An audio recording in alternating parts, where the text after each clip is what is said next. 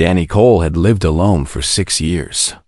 His small farm sat 20 miles outside of Barstow, California, surrounded by nothing but rocks, sand, and silence.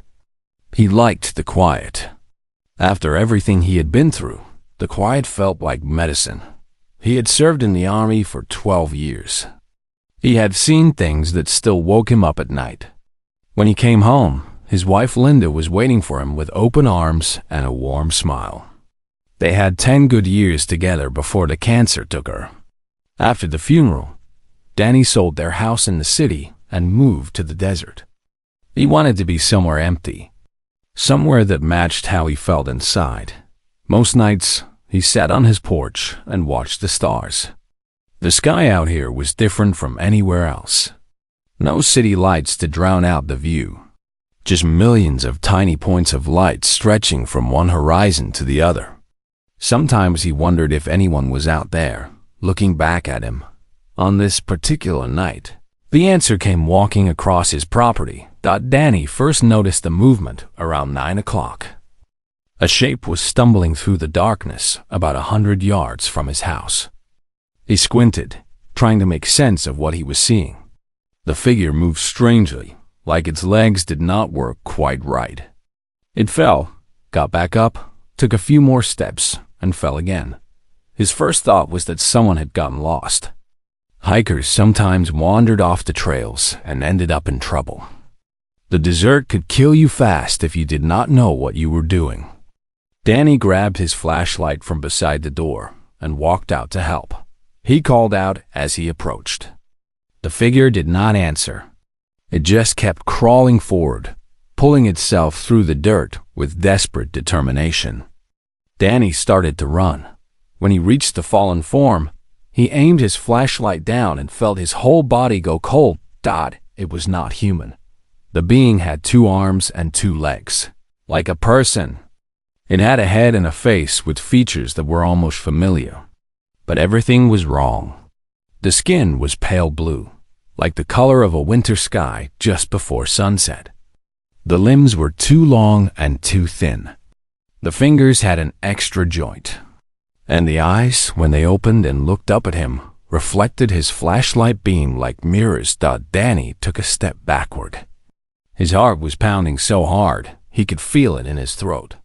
Every instinct told him to run, to get back to the house, to pretend he had never seen this thing. But then, the creature spoke. "Please," it said. The voice was dry and cracked, barely a whisper. "Water, please, water." Danny stood frozen. The word was English. Clear, unmistakable English. This thing from somewhere else, this being that should not exist, was asking him for help in his own language. He looked at its face. Past the strange features and the alien eyes, he saw something he recognized. He saw suffering. He saw fear. He saw someone who was dying and knew it. Danny had seen that look before. He had seen it in the faces of wounded soldiers. He had seen it in his wife's eyes during her final days. It was a look that crossed all boundaries, all differences. It was the universal language of someone who needed help. He made his choice. "Wait here," he said.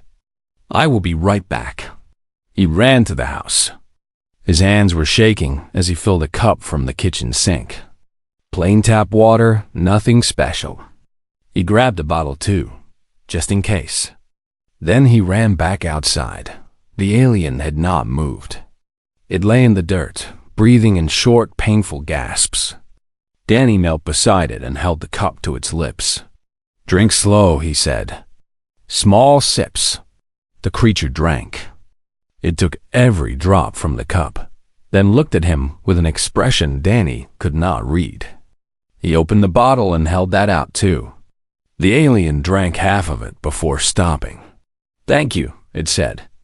Its voice was stronger now, though still weak. "You have saved my life." Danny sat back on his heels. 1,000 questions filled his mind, but he pushed them aside. Questions could wait. Right now, he needed to get this being somewhere safe.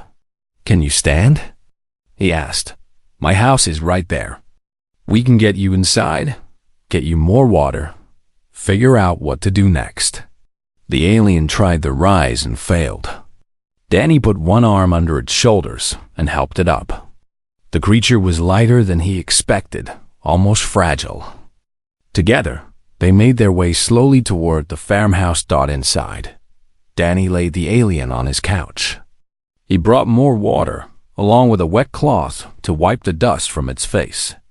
The creature watched him the whole time with those strange reflective eyes. There was something in its gaze that Danny did not understand. Something like confusion mixed with wonder. "Why do you help me?" the alien asked. "You do not know what I am. You do not know where I come from. I could be dangerous. I could be your enemy. Why do you help me?" Danny shrugged. "You were dying. Helping seemed like the right thing to do. But you gain nothing from this. I gained the knowledge that I did not let someone die when I could have helped. That is enough for me." The alien was silent for a long moment. Then it spoke again, and its voice carried a weight that made Danny pay close attention. "My name is Veth. I am not from your world. I come from a planet very far away, part of an empire that spans many star systems. I was on a survey mission when my ship was damaged in a storm. I crashed in your desert 3 days ago. My water supply was contaminated. I was dying of thirst when you found me." Danny nodded slowly. "Okay, that is a lot to take in. But right now, the only thing that matters is getting you healthy again. We can talk about empires and star systems later." Veth stared at him. "You truly do not care about what I can offer you? About the knowledge I possess? The technology? Right now, I care about making sure you do not die on my couch. Everything else can wait." Something changed in Veth's expression. The confusion faded, replaced by something that looked almost like respect. "Your people," Veth said quietly. "They are not what we expected." Before Danny could ask what that meant, Veth reached up and pressed something behind its ear. A small device that Danny had not noticed before began to blink with a soft blue light. "What did you just do?"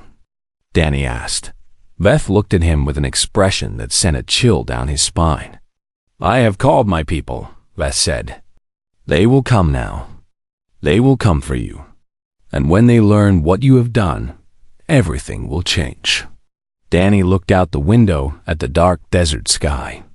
Somewhere up there, among all those distant stars, something was coming. He did not know what it was.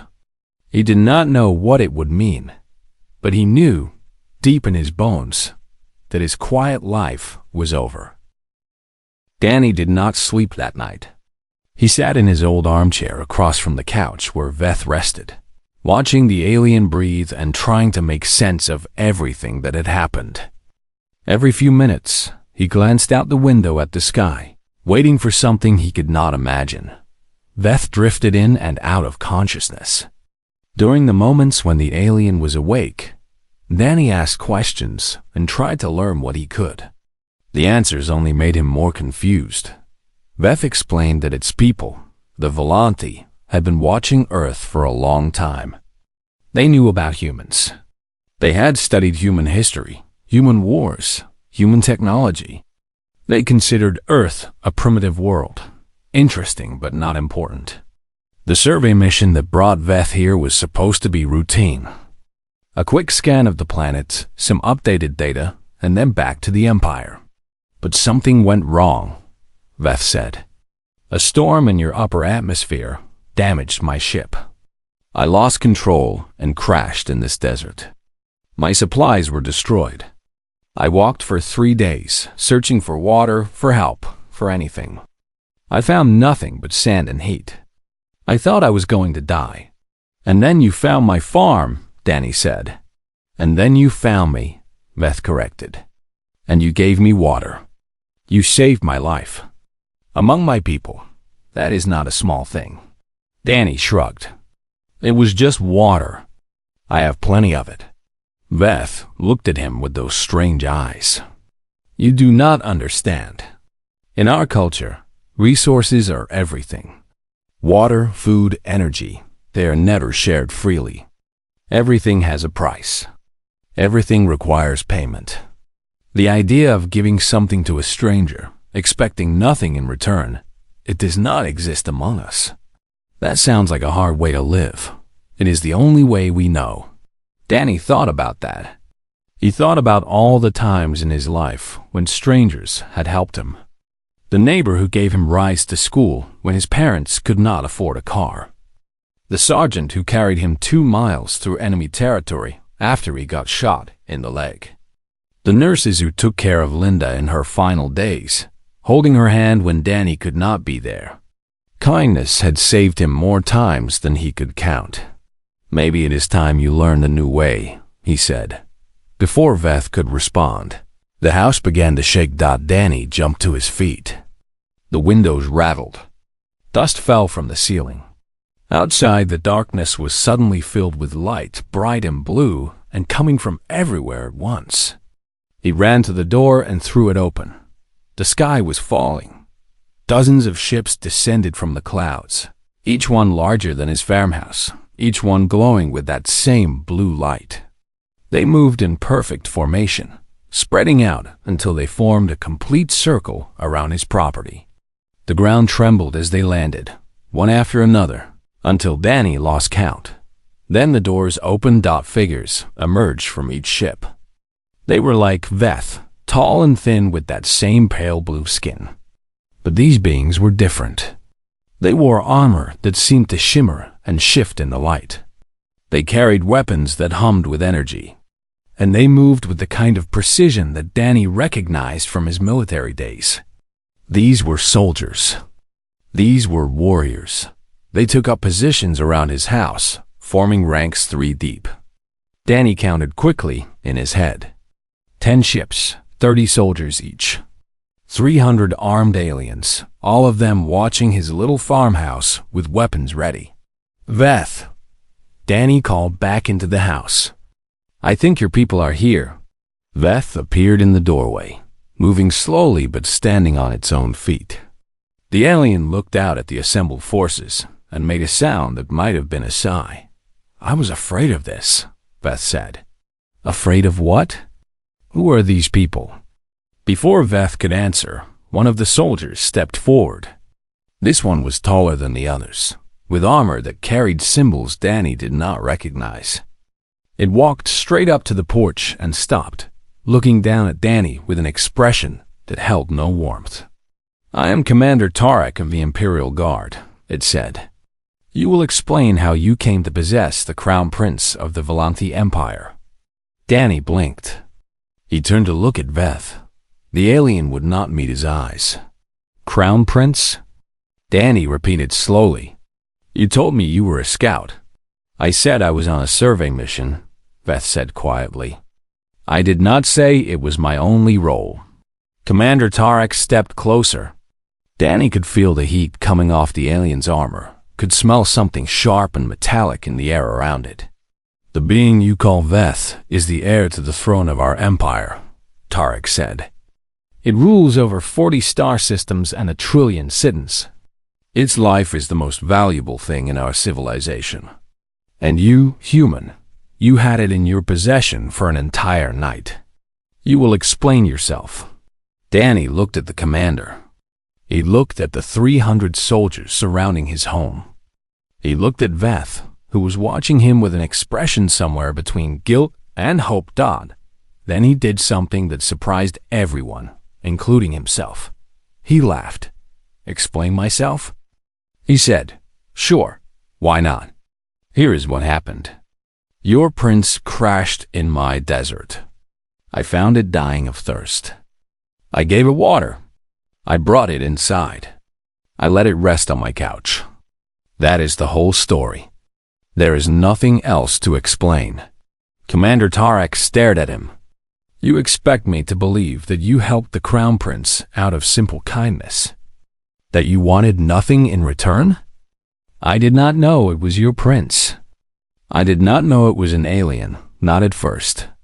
I just knew it was someone who needed help. So I helped. That is what people do where I come from. That is not what people do anywhere in the known galaxy. Danny shrugged. Then I guess you have not been looking in the right places. The commander turned to Veth. Your Highness, is this true? Did this human really save your life without demanding payment? Veth stepped forward, standing beside Danny on the porch. It is true, Commander. He gave me water when I was dying. He asked for nothing. He did not even ask my name until after I was safe in his home. I have never experienced anything like it. Tarak was silent for a long moment. Danny could see the soldiers shifting, could feel the tension in the air.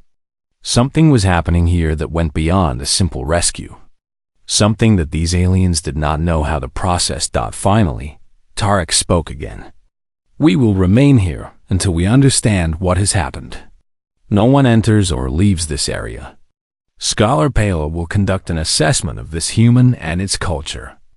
Until we have answers, the Crown Prince stays under guard. And me? Danny asked. Am I a prisoner? Tarak looked at him with those cold, reflective eyes. That depends entirely on what we learn. The commander turned and walked away. Soldiers moved to surround the house.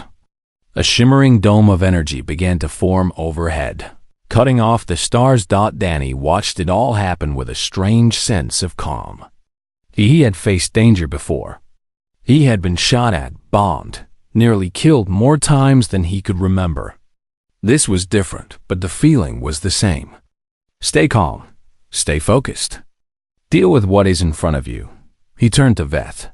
So, Crown Prince of a Galactic Empire. That is quite a title. Veth had the decency to look embarrassed. I'm sorry I did not tell you. I was not sure how you would react. I probably would have given you water anyway, Danny said. But a little warning would have been nice. He looked up at the dome of energy, now covering his property, cutting him off from the rest of the world. I have a feeling, he said, that things are about to get very complicated. The dome that covered Danny's property blocked everything. Radio signals, phone calls, even the light from the outside world. Inside, there was only the blue glow from the alien ships and the constant movement of soldiers patrolling the perimeter. They set up equipment around his house. Scanners, monitors, devices that Danny could not identify. They analyzed his water supply. They tested his food. They examined every room, every closet, every drawer. They even scanned the cup he had used to give Veth that first drink of water. The cup was nothing special. His wife Linda had bought it at a yard sale years ago. It had a faded picture of a sunflower on the side and a small chip on the rim. But the aliens studied it like it held the secrets of the universe. Scholar Pala arrived on the second day. She was older than the soldiers, with silver markings on her face that seemed to glow in certain light. Unlike the warriors, she carried no weapons. Instead, she carried a device that projected images and recorded everything Danny said. I study the behavior of primitive species, she explained when she introduced herself. I want to understand why you did what you did. Danny sat across from her at his kitchen table. Veth was in the living room, surrounded by guards who had not let the prince out of their sight since the arrival. Commander Tarak stood in the corner, watching everything with those cold eyes. I already told you why, Danny said. Veth was dying. I helped. There is nothing complicated about it. But there must be something more, Pala insisted. Among the Volanthi, among every species we have encountered in 10,000 years of space travel, resources are never shared freely. Every transaction requires payment. Every gift creates a debt. This is the fundamental law of intelligent life. Maybe that is the law out there, Danny said, pointing upward. But here on Earth, we do things differently. Explain this to me. Help me understand. Danny thought about how to answer. He had never been good with words. He was a simple man who had lived a simple life. But these aliens were asking him to explain something that felt as natural as breathing. "Where do you want me to start?" he asked. "Start with your history. Your wars." Danny nodded slowly. "We have had a lot of wars. Terrible ones. Millions of people killed. Cities destroyed. Whole countries torn apart. I fought in some of those wars myself. I saw things that still give me nightmares." Pela leaned forward. "This is consistent with our observations. Humans are violent, competitive, aggressive." "We can be," Danny agreed. "But that is not the whole story. In every war one fought, I also saw people risk their lives to save strangers. I saw soldiers carry wounded enemies to safety. I saw doctors work for days without sleep to save people who had been trying to kill them hours before. The same species that starts wars is also the species that runs into burning buildings to save children it has never met." Pela's silver markings flickered. Danny was starting to recognize that as a sign of confusion or surprise. "You save your enemies?" she asked. "Sometimes. Not always. But sometimes. Because once the fighting stops, they are not enemies anymore. They are just people. Hurt people who need help. This makes no evolutionary sense." Danny shrugged. "Maybe not. But it is true." Pela was quiet for a moment, processing. Then she asked another question. "Tell me about your medical practices. How do you treat illness and injury?" This was easier ground. Danny told her about hospitals and clinics. He explained how doctors took an oath to help anyone who needed care, regardless of whether they could pay. He described emergency rooms where people were treated first and asked about payment later. Then he told her about organ donation. Pela's reaction was unlike anything Danny had seen before. Her whole body went rigid. Her silver markings blazed bright. She made a sound that might have been a gasp or might have been a scream. "You give parts of your own bodies to strangers," she demanded. "You allow pieces of yourself to be removed so that others might live." "Yes, thousands of people do it every year. Some donate while they are alive, things like kidneys or blood. Others donate after they die, giving their hearts and lungs and eyes to people who need them. But the dead cannot receive payment. What do they gain from this gift? Nothing. They gain nothing. They do it because they know their death can give life to someone else. They do it because it is the right thing to do." Pela stood up so abruptly that her chair fell over. She turned to Commander Tarek, speaking rapidly in the Volanti language. Danny watched them argue, unable to understand the words, but recognizing the tone. Pela was upset. Tarek was skeptical. Something Danny had said had shaken them both. Finally, Pela turned back to him. Her voice was different now, softer, almost uncertain. "In our empire," she said, "we have strict laws about resource distribution. No one gives anything without guarantee of return. The strong take from the weak. This is how it has always been. This is what we believed was natural, inevitable, the only way intelligent life could function. And now? Now I do not know what to believe." She sat back down, her movements slower than before. The silver markings on her face had dimmed to almost nothing. "Tell me more," she said. "Tell me about your families, your communities. How do you care for those who cannot care for themselves?" Danny spent the next several hours talking. He told her about parents who worked multiple jobs to give their children better lives. He told her about neighbors who brought food when someone was sick. He told her about volunteers who spent their free time building houses for people they would never meet.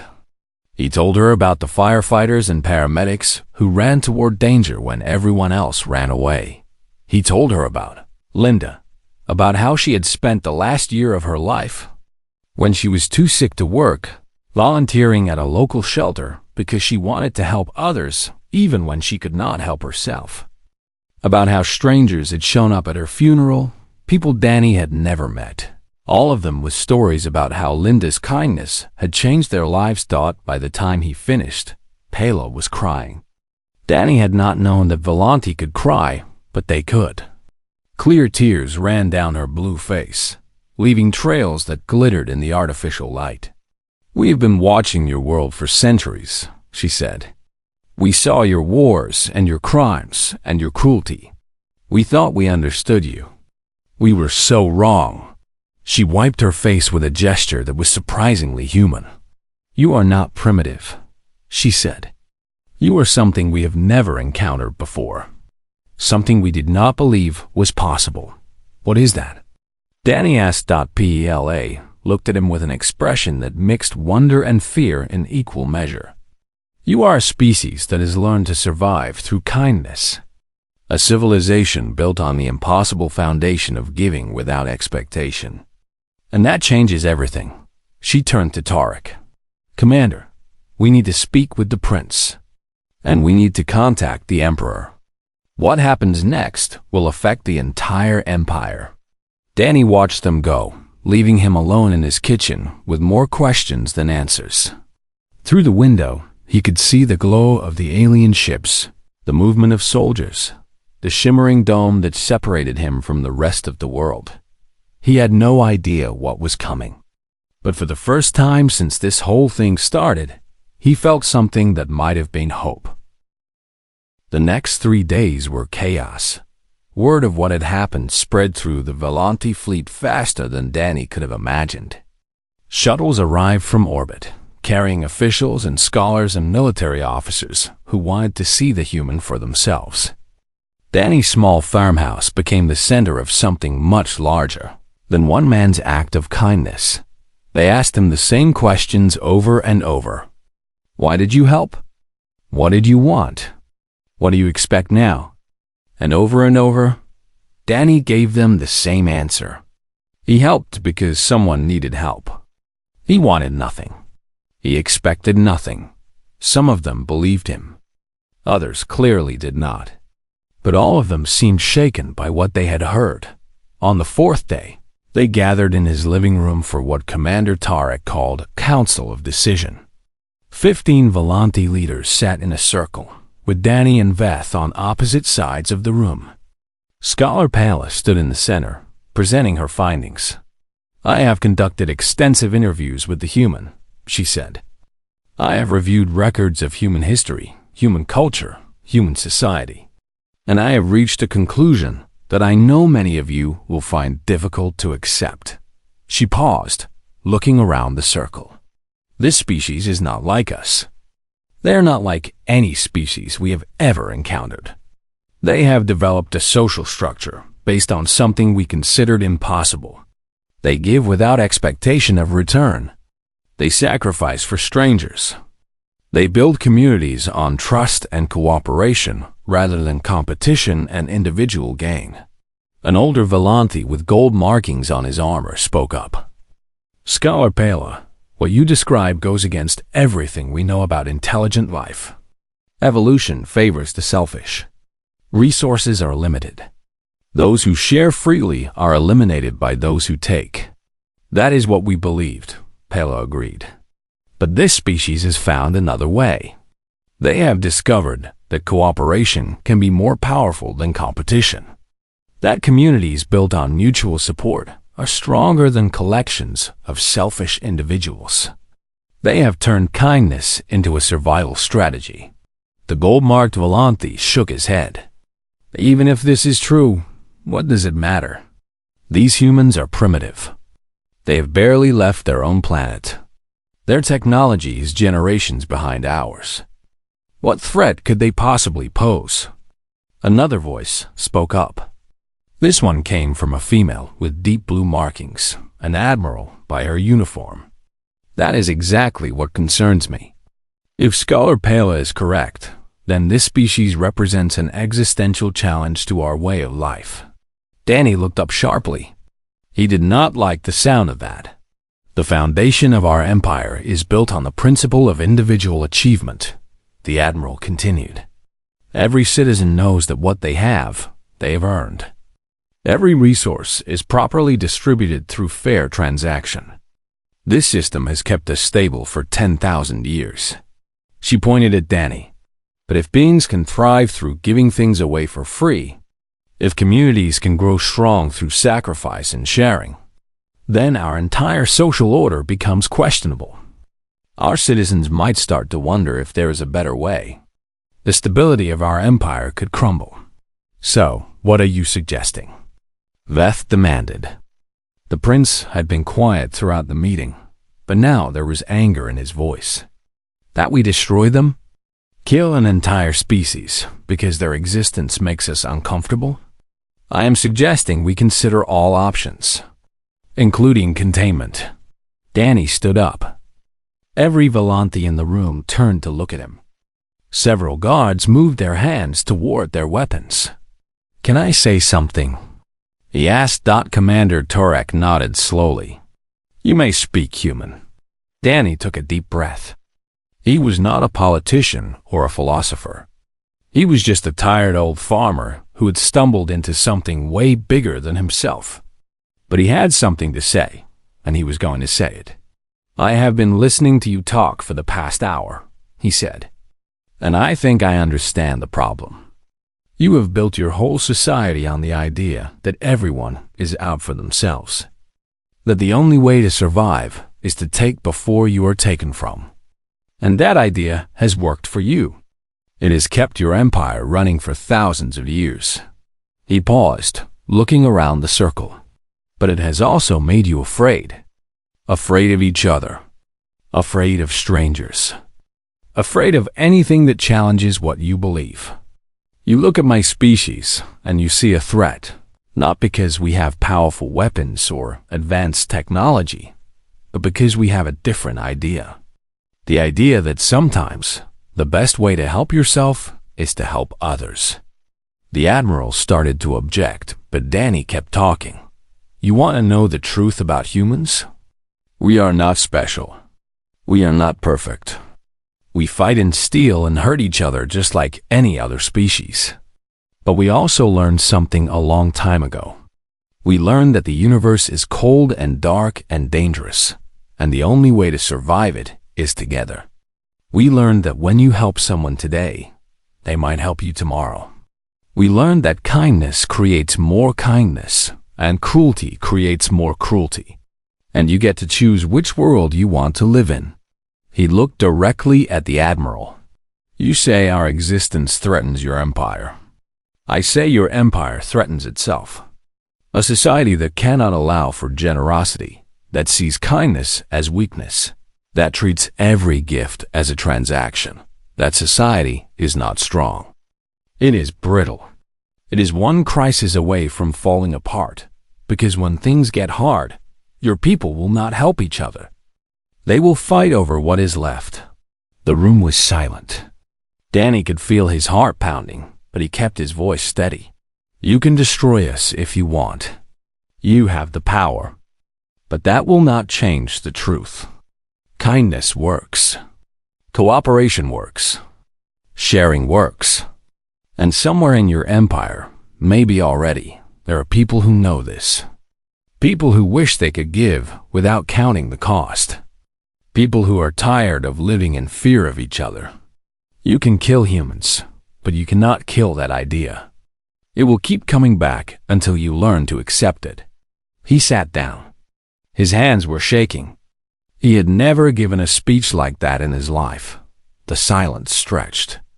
The Volanthi exchanged glances, their facial markings flickering with colors Danny could not interpret. Finally, Veth stood. I owe this human my life, the prince said. Under our law, that creates a life debt. A debt that cannot be paid with resources or favors. A debt that can only be honored by showing the same kindness that was shown to me. Veth walked to the center of the circle and stood beside Danny. I propose that we honor this debt in a way that matters. We leave Earth alone. We do not interfere with their development. We watch from a distance and learn from them. And in 100 years, we return to see what they have become. The admiral shook her head. Your Highness, this is not wise. The risk is too great. The risk of what? Veth demanded. The risk that our people might learn a better way to live? The risk that our empire might become stronger through cooperation instead of competition. I am willing to take that risk. I think our people deserve that chance. Another long silence. Then Scholar Pela spoke. I support the prince's proposal. What we have learned here is too important to destroy. These humans may hold the key to questions we have been asking for 10,000 years. How can intelligent life overcome its selfish nature? How can civilizations survive their own competitive instincts?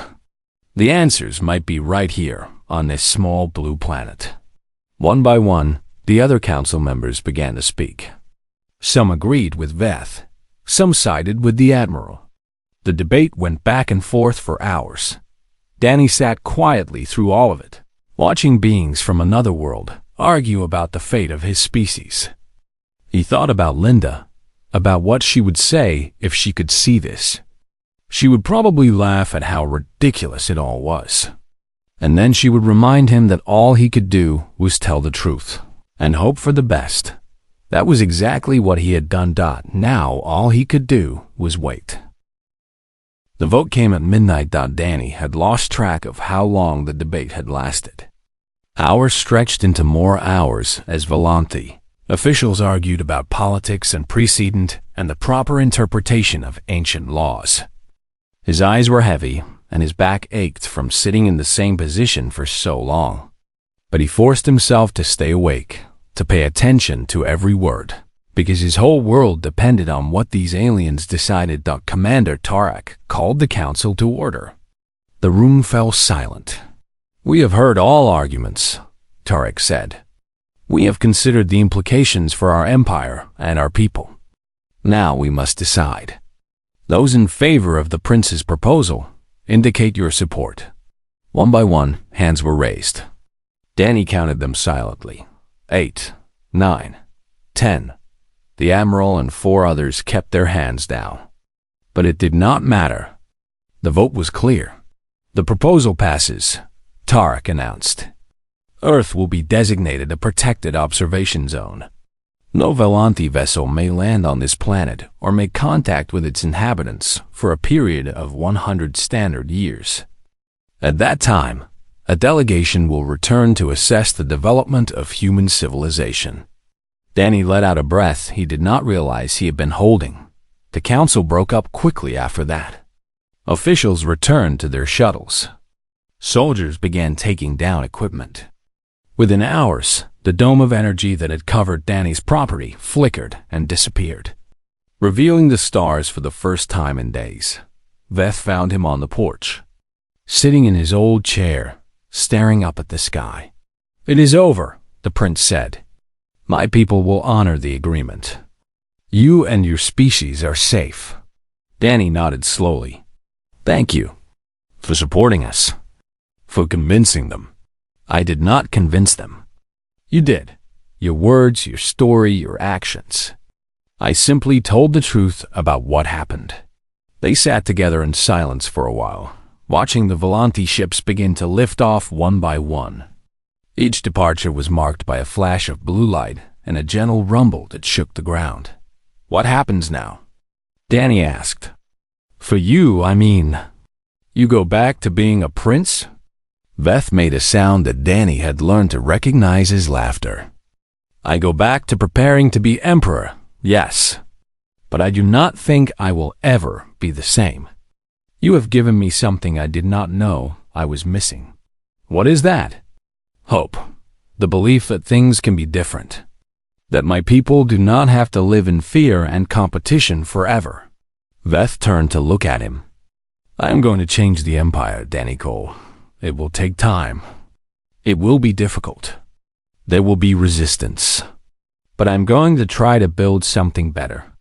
Something based on what I learned here. Danny smiled. That is a big goal for one person. You saved my life with 1 cup of water. Big changes start small. The last of the transport ships lifted off. Only Veth's personal vessel remained, glowing softly on the scorched earth where Danny's vegetable garden used to be. Guards stood nearby, waiting for their prince. Veth stood up and reached into a pocket of his robes. He pulled out a small disc, about the size of a coin, made of some material that seemed to shift colors as it moved. "Take this," he said, pressing it into Danny's hand. "If you ever need help, if your people ever need help, hold this and speak. The message will reach me, wherever I am. And I will come. I owe you that much." Danny looked at the disc. It was cool against his palm, smooth and light. He had no idea how it worked or what kind of technology could send the message across the galaxy. But he believed Veth. He believed the promise. "I hope I never have to use it," he said. "So do I, but it is good to have. Just in case." Veth walked down the porch steps, then stopped and turned back. 100 years, the prince said. "When we return, I will ask about you. I will want to know how you spent your life. I will want to know if you kept helping people, kept giving without expecting return. I will want to hear your story." Danny smiled sadly. "I will probably be dead by then. Then I will speak to your descendants, your children, your grandchildren. I will tell them about the man who gave water to a dying stranger and changed the course of history. I will make sure your story is remembered. It was just water." Veth smiled that awkward smile again, the one copied from human expressions. That is what makes it so remarkable. It was just water. It was just kindness. It was just doing the right thing. And it was enough to shake an empire. The prince turned and walked toward the waiting ship. Danny watched as Veth climbed the ramp and disappeared inside. Moments later, the vessel lifted off, rising slowly at first and then accelerating until it was just another point of light among the stars. Danny sat alone on his porch for a long time after that. The desert was quiet again. The scorch marks on his property were already fading in the wind. By tomorrow, there would be almost no evidence that anything had happened here. Almost. He looked at the disc in his hand. A promise from another world. A connection to something vast and strange and full of possibility. He put it in his pocket, right next to his wallet and his keys. Like it was the most ordinary thing in the world. Then he went inside and made himself a cup of coffee. The sun was starting to rise, painting the eastern sky in shades of orange and pink. Danny stood at his kitchen window and watched the light spread across the desert. It was beautiful, the way mornings always were out here. Simple and quiet and full of promise. He thought about everything that had happened. The alien in the dust. The cup of water. The ships descending from the sky. The debate about the fate of his species. It all seemed like a dream now, something too strange to be real. But it had been real. And somewhere out there, among the stars he could no longer see, an empire was beginning to change. Beings who had never known kindness were learning that another way was possible. A prince was planning a revolution built on compassion instead of competition. All because Danny Cole had done what seemed obvious to him. What his parents had taught him, what Linda had shown him, what he had seen in the best moments of his life. When someone needs help, you help them. It did not matter who they were or where they came from or what they could give you in return. You helped because helping was right. He finished his coffee and washed the cup. The same cup with the faded sunflower that he had used to give Veth that first drink of water. He set it carefully in the dish rack to dry. Outside, the sun climbed higher. The desert stretched in every direction, empty and vast and full of secrets. Somewhere beyond it, beyond the atmosphere, beyond the solar system, Valenti scholars were writing reports about human kindness. Diplomats were debating the implications of a species built on cooperation. And a prince was dreaming of a better future. Danny did not know what the next 100 years would bring. He did not know if humanity would meet the test that awaited them. He did not know if the Volanti would really change, or if their fear of difference would eventually win out. But he knew one thing. He had been given a chance to show an alien what humans could be. And he had shown them the best of his species. Not the wars or the cruelty or the endless competition. Just a tired old farmer in the desert. Giving water to someone who was thirsty. It was not much. But it was enough.